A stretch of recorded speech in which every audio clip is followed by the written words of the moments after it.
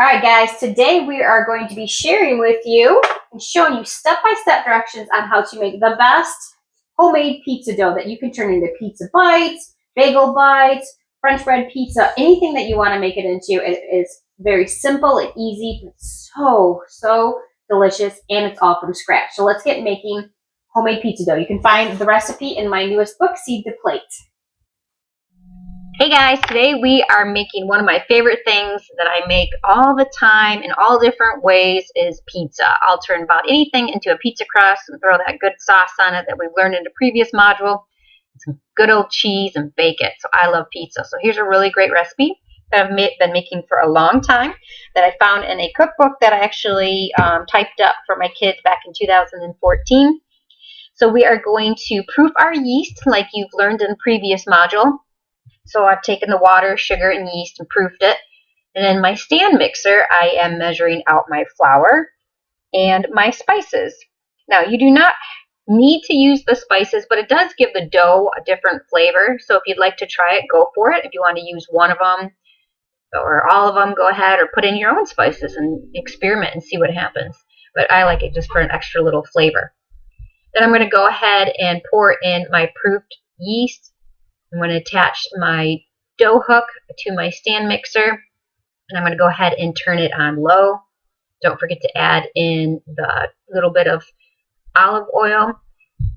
The key to good pizza crust is having olive oil in it, even if it's just a tablespoon or two. That will make the dough so much more soft, and it just seems to be better. Every recipe that I know, it just has a good old amount of olive oil, so don't forget that little bit in there.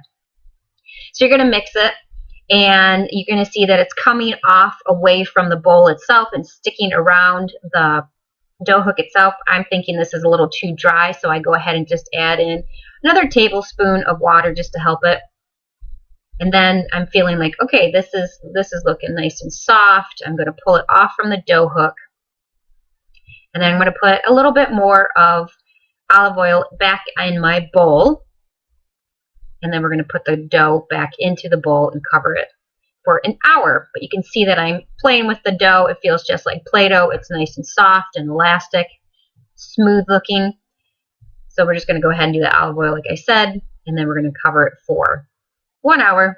And then we're going to come back and we're going to pat it out.